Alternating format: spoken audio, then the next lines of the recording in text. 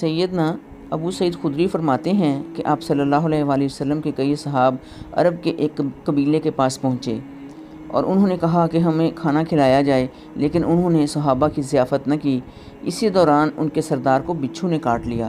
وہ صحابہ کے پاس آئے اور کہنے لگے، تمہارے پاس بچھو کے کاٹنے کی کوئی دوا یا منتر ہے؟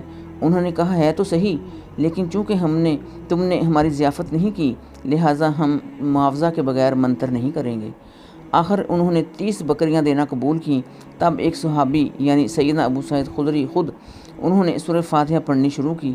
وہ سورۃ فاتحہ پڑھتے اور تھوک منہ میں اکٹھا کر کے زخم پر تھوک دیتے۔